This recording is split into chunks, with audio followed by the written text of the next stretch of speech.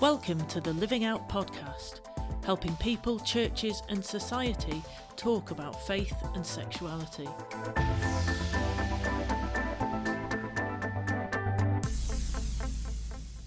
You are listening to the Living Out podcast, and we are really glad that you're here. I'm Andrew, I'm part of the team here at Living Out, and today I'm joined by my friends Andy and Adam. Hello, guys. Hello. Hello, Andrew. Adam, this is, I think, your second time on the podcast. We actually interviewed you way back in our first series, the Featured Author series, where you were the second ever Living Out podcast. I don't know if you know this, but for a long time, and maybe still, it was the most listened to episode of the Living Out podcast. So I'm very excited about our listener ratings shooting up today with this episode again. Pressure's on. Indeed. I will be closely watching those figures.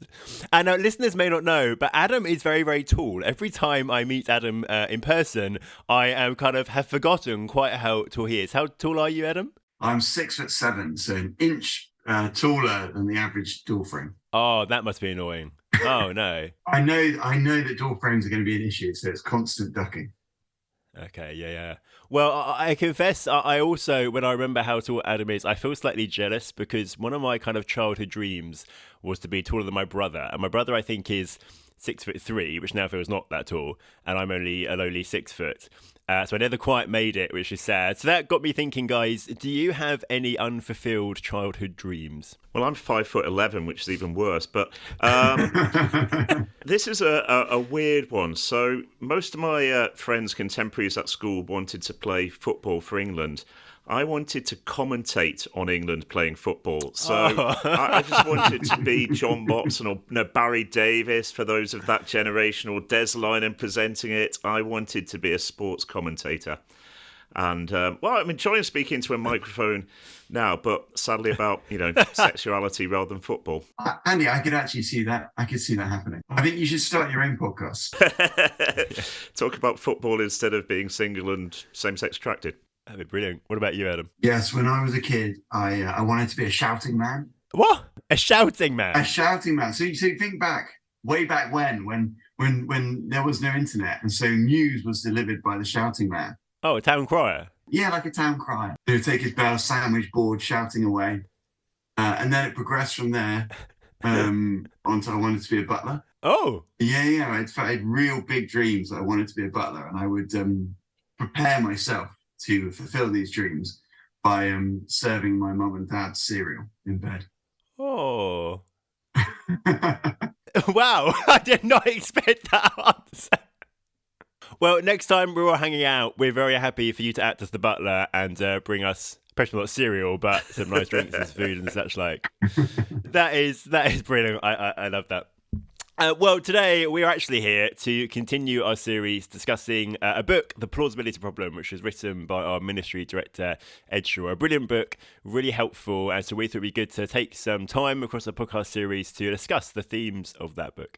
And what Ed does in The Plausibility Problem is to discuss some of the missteps that Christians and churches often make, which can create kind of difficulties for same-sex attracted Christians who are seeking to be celibate and single, or actually I think really for any Christian who's seeking to be celibate and single and to faithfully follow Jesus in that context. And today we're going to discuss chapter 2, Misstep 2, which is a family is mum, dad and 2.4 children.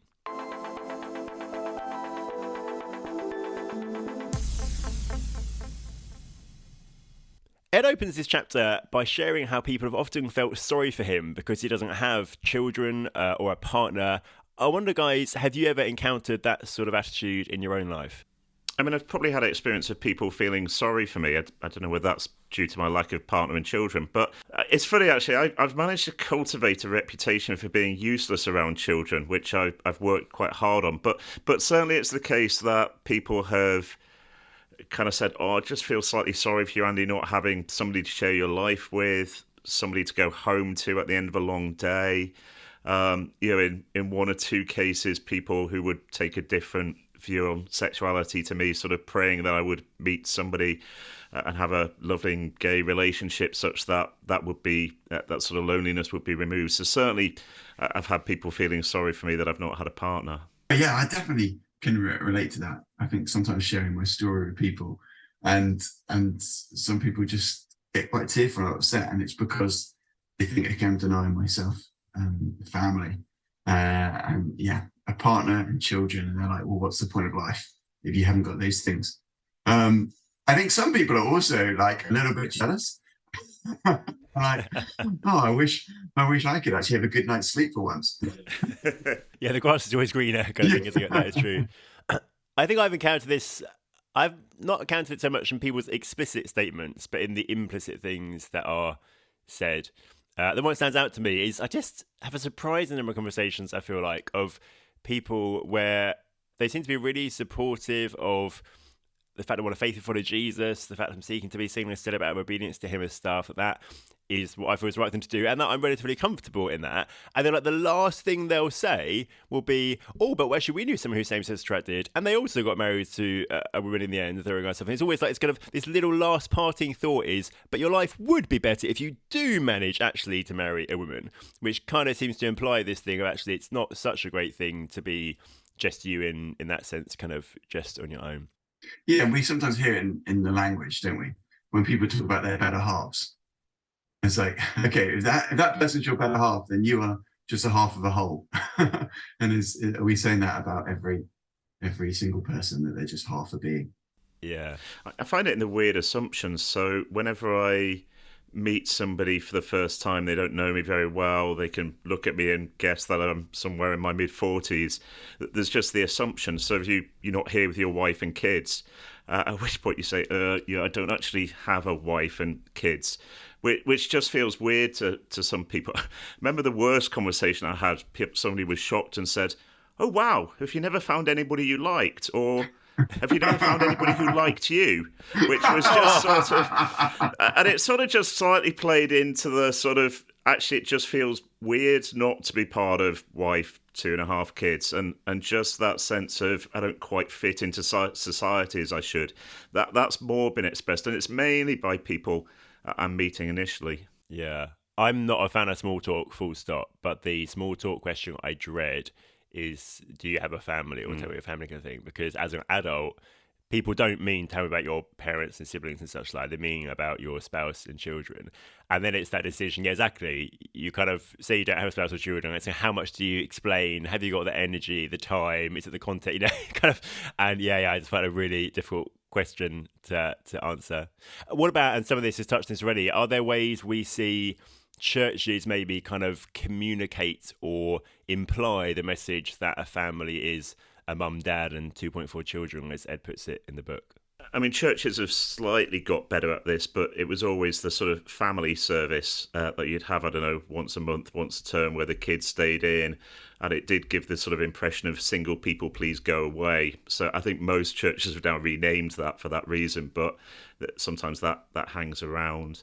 A little bit of, what we need as a church is some new families to join us. It's quite rare, actually. What we really need as a church is loads of single people to join us. Doesn't get said very often. Forgive me, this is going to sound slightly macabre, but it's partly just having been a pastor for years. I'm always struck by that sort of thing happening when people die, actually. So when somebody dies, when there's a bereavement, it's, we really must pray for their family. Actually, we don't really care about their close friends, actually. And, their close friends might not get invited to the sort of end of the funeral service where the burial or something takes place. And it's just one of those moments where you think, oh, gosh, family is all that matters. Sorry for sort of taking us down a slightly sort of gloomy route, but it's actually one of those moments where you just see family is everything. Friendship is a bit less. It's actually when people die and who we pray for and who we care for at that moment. It's a really good point, yeah. And maybe we see it as well in the courses which we run. There's marriage courses, there's marriage prep courses, but actually, how many courses are there out there to help us in our friendships? Yeah, really good point. And so we can say, in a sense, then there's a potential problem. There's a very narrow definition of family, which leaves some of us kind of excluded from family. What about then, how does Jesus help us here? Jesus, it strikes me, presents us a very different understanding of family. What words of Jesus, what promises of Jesus do you feel are relevant here?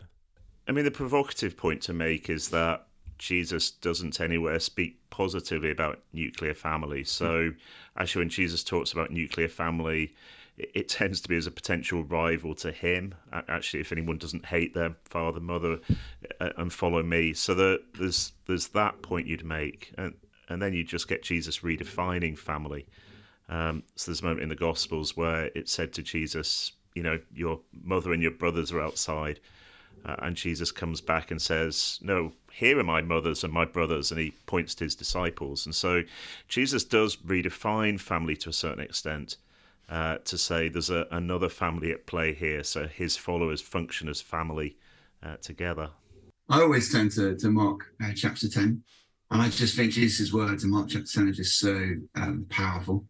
And he's having a conversation with the disciple Peter.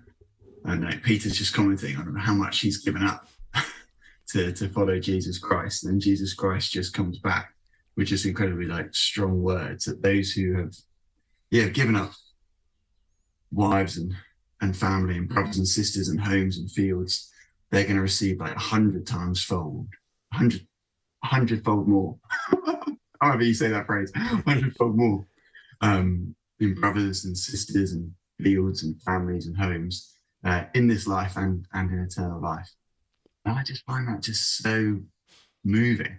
And actually, Jesus recognizes there is a cost to following him. There's a cost to discipleship, but that cost is met in the local church, in the family of local church, and above all in eternity, in the joys of eternal life.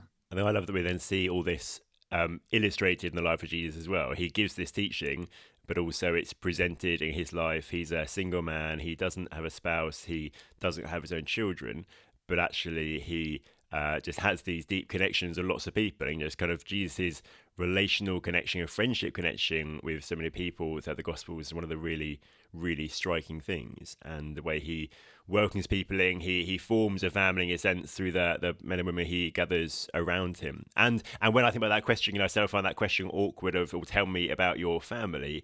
I kind of take great comfort in Jesus would have had the same awkward small talk conversation. Actually, Jesus would have been the same thing, maybe even more so. To be by choice an adult single man in that Jewish context of his day would have been even more unusual than for me to be an adult single man in a Christian context today.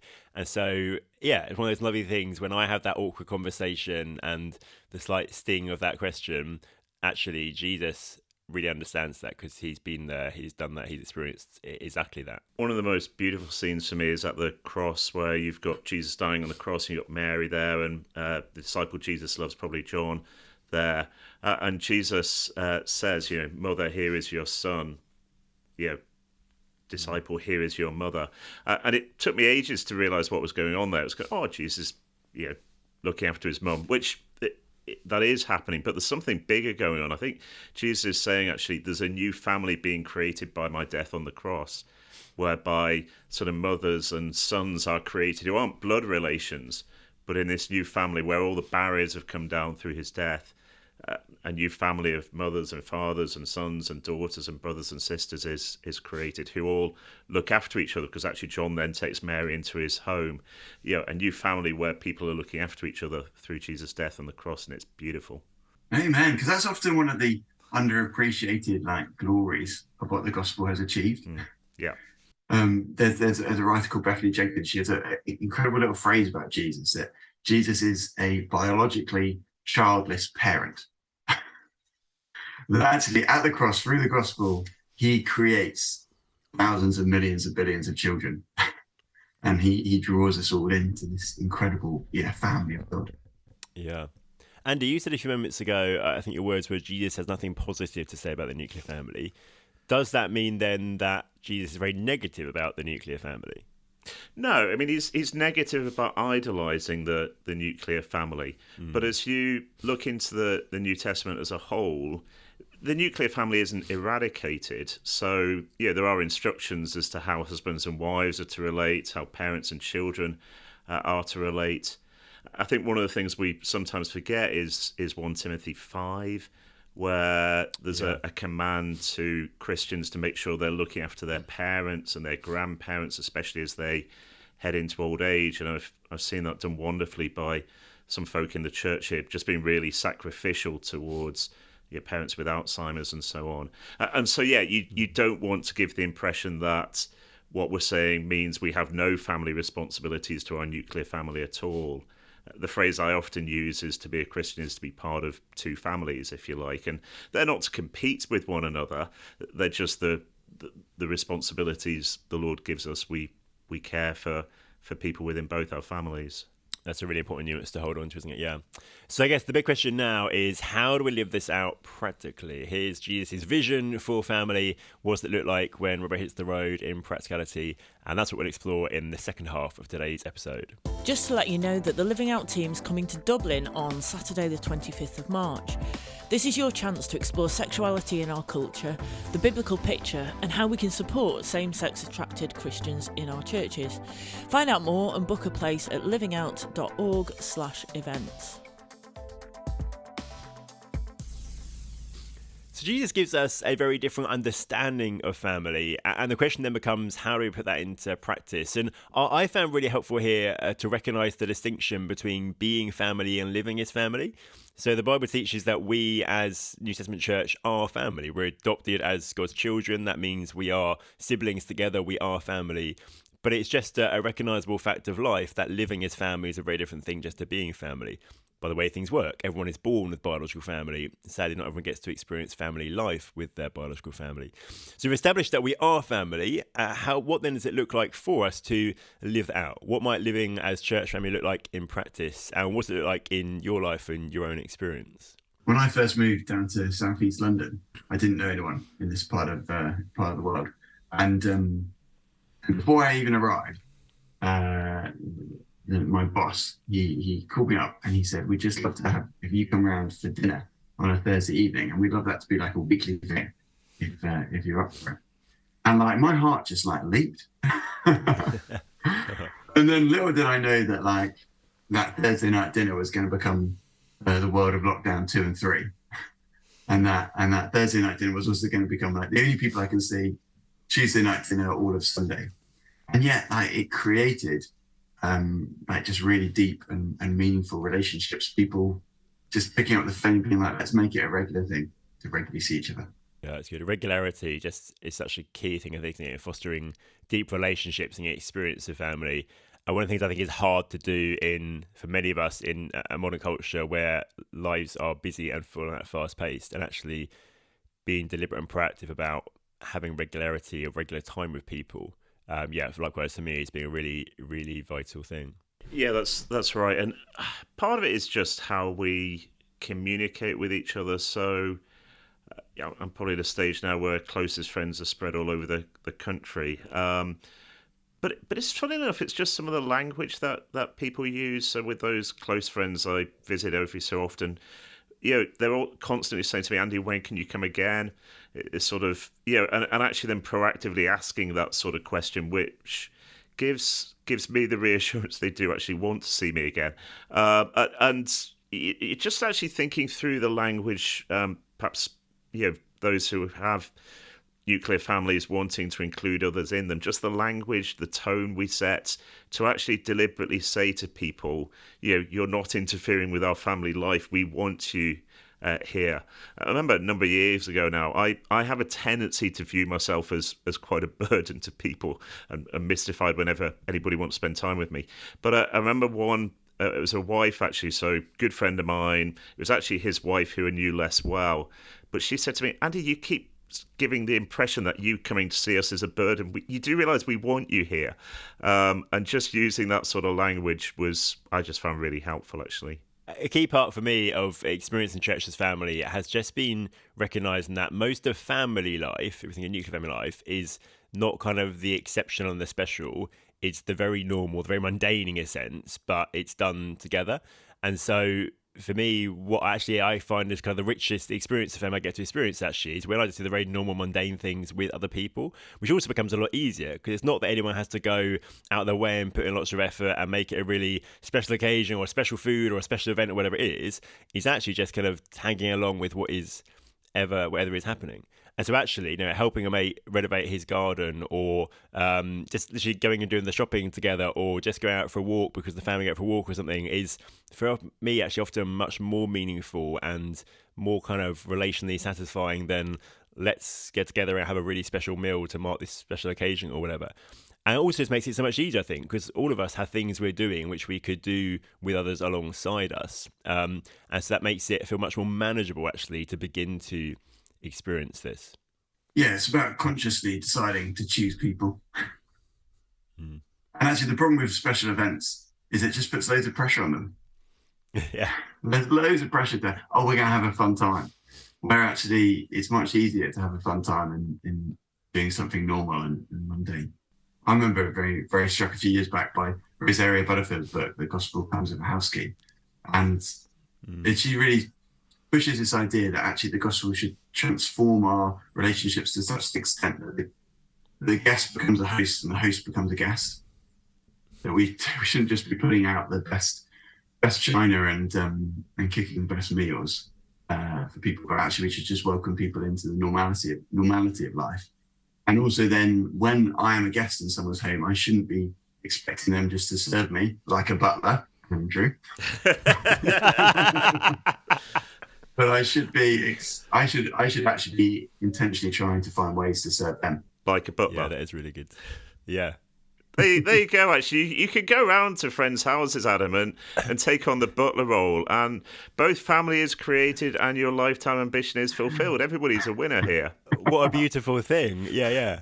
You're right, though. I love the thing of kind of, how do you just put it, guests becoming hosts. I wrote a blog, it's on the website, called The Dishwasher Test, which is this it's a jokey thing, but there's a serious point behind it, which is if I'm at someone's house, if actually, you try to start stacking the dishwasher after dinner or whatever, and they're like, oh, no, you're our guest, we'll do that, you don't do that, you go sit down and relax. That's lovely, but I'm there being treated as a guest. It's kind of they're entertaining me. That's not hospitality. And actually, I probably feel most at home and most experience family when I just get to chipping alongside everyone else and I'm stacking the dishwasher. No one thinks it's weird, because why wouldn't I? Because this is family life together. And so actually, playing our part when we are in the houses of others, and often as singles, we might be the ones going to others, particularly there's children and stuff, which is more practical. But actually, we still get to play our part and make it that experience of family together, not of being entertained as a special guest. I guess one element of living as church family that might be particularly valuable and precious to some of us as singles is the chance to be involved in the lives of children. I wonder for you guys, how have you seen that work well or experienced that in your lives? I mean, a little bit. Actually, particularly once those children have got older and sort of teenagers, I think there is huge benefit for teenagers growing up in church to have a range of adults whose brains they can pick and who they can talk to, and there's just really mutual benefit there. So it's good for single people to have spiritual children who we can love and care for and pour our lives into, and vice versa. It's good for Christian families to have other adults in their life that the children can learn to, because apparently their parents won't be perfect in every way. I think I really valued those friends of mine who have intentionally sort of asked me to be involved in their children's lives. And as an Anglican, this is the way we do that in baptism and being godparents. But actually, it doesn't just have to be sending them a present on their birthday. There's that deeper sense that actually it's regularly praying for them. But then it's also finding out what they need prayer for, and if it's right to actually have a physical sort of part of that. Physical is the wrong word. If it's possible to actually be a part of their lives and to take them on trips and to get to know them as actual individuals, so that, as Andy has already stated, so that when they're older and they've got big questions about life, you've already got a relationship with them, so you can actually talk to them about life and about faith and about Jesus. So I really value those intentional opportunities which friends have made. And I found on the flip side, it's really important for singles and others to be intentional as well. So I'm really deliberate about when I'm with my friends, the children of my friends as well as their parents. The children aren't there as a annoying distraction in the background. Actually, I want them to know they're loved and valued by me. I want to be deliberate about taking an interest in their life playing the games they want to play, all that kind of stuff. And and them sensing actually, this isn't mum and daddy's friends come around. Actually, this is Andrew, who's part of the family, who really loves and cares for us as well. So that means, getting down on the floor and playing the game. It means countless games of hide and seek. Like, why not? Let's play a board game. No, hide and seek again. Okay, we'll play hide and seek again. And by doing that, I'm showing them, I love you and I value you as an individual.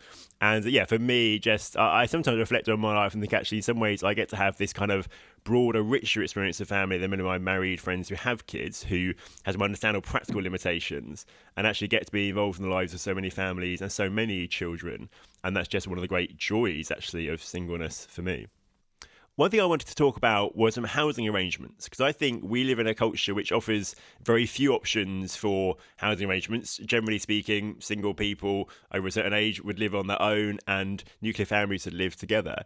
But I think one of the ways we can enjoy being church families is to expand the kind of options of housing arrangements. And I wondered, do you have any insights from that from your own experience or just from observing other people's housing arrangements that have worked well and can foster a sense of church as family? There's two elderly ladies at my church who around 40 years ago both were single, and so they decided they'd buy a house together and very intentionally sort of just share life together. And now they're, I want to say, in their 80s and they've been just each other's support and encouragement. And it's beautiful to see how they're both single ladies and they both flourished in life because of it. I'm very lucky. So I live basically on an annex, which is on the back of the house of a couple in my church. They're kind of around retirement age, they're mid-60s, and we kind of share a kitchen together, have some meals together and stuff. And it's just a really lovely thing for me, actually, of some of my own space, but also some experience of family and community. And people do find it really odd. People think it really odd. We've had comments in the church of, but Andrew's family, but his parents live nearby. Why doesn't he live with them? And people just assuming, obviously, that I'm their son and such like. But actually, for me, it's just a really life-giving experience of a bit of kind of community living. And even though, people find it hard to kind of compute, it's been a really good thing. When I was a little bit younger, I kind of lived with a family. And again, I found that's a really enjoyable form of housing arrangement and helped me to experience a sense of family, helped me to develop deep connection. And just reminding me, as a single, I don't have to be isolated. I don't have to live my own if I don't want to. There are different kind of options available to me. I mean, I've seen it happen. I've seen it work well. I've actually seen it work really badly.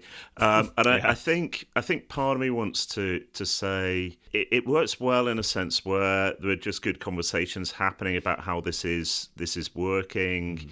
Where perhaps if you have family and you have single people living together, they do talk to each other about what their different expectations are, about what time they do need on their own, and so on. So I think it is definitely something that we should look at. I probably want to add in the sort of rider that you do have to work at it. I don't want us to give the impression that it will automatically be brilliant.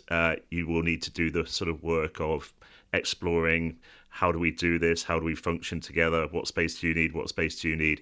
But I think given that, actually just as a nuclear family, living together has to make it work.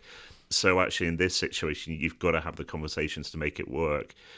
But it should be an option because we shouldn't insist that single people have to live on their own. Yeah, that's really good wisdom. And actually that applies more broadly as well, doesn't it, actually? The more we seek to be family with people, share life with people, the more you get the tensions you get in family. And actually talking, good communication, honesty and stuff is really key in that. I think the sin of singleness, the easiest sin of singleness maybe is selfishness. That if you just live by yourself, as I have at different points in life, you can just control everything you do around you all the time so that everything always serves you and is easy and comfortable. But actually, it's also really good to bump heads against someone else on a regular basis, even when you're tired at the end of a long day, and have to serve them. And that act of you serving them serving you, making mistakes, being forgiven, having a laugh, all those things, is just the act. That's real community, and it's just so life-giving. Yeah, that's so true, isn't it? So true. What advice would we give to a same-sex attracted person, or just a single person who's struggling to find and experience a family in church? Take the initiative. So I think one of the challenges on this can be single people feeling slightly fed up with church family experience not being as good as they want to, basically saying, hey, come on, love me. And often we do need to be those who take the initiative. I think probably it's actually a mixture. So some of my experience of feeling in close family connections are where I took the initiative, where there was somebody I wanted to get alongside and encourage, or a family I wanted to encourage, and so would suggest meeting up. Actually, one of the joys of having cultivated a reputation for being unable to cook is whenever I suggested meeting up, they immediately invited me round. But sometimes it is just taking the initiative, actually, and saying, rather than wait, we need to be the ones who get things going. Yeah, I like to approach it as, actually, if I want people to be a family for me, I need to be a family for them. Absolutely. And actually, rather than sitting around and waiting and thinking, when are you going to be a family for me? It's thinking, how can I be proactive in being a family for you? And actually, as we seek to love people as Jesus has called us to love them through self-sacrificial ways, actually, friendships are deepened and experience of family begins to grow. And we've got to stick around. The reality is that adult relationships take time to build and to grow, and for trust to develop. And if we're moving around all the time, or jumping from church to church all the time, we're never going to build those deep relationships. Yeah. And then we've just got to stick around. That's probably worth saying to folk in their 20s, actually. So those who've gone away to university, for instance, you create relationships and family really quickly at university. You don't quite in normal life. And so part of me wants to, because I think it's often those in their early 20s or mid-20s who are most, this feels a bit rubbish.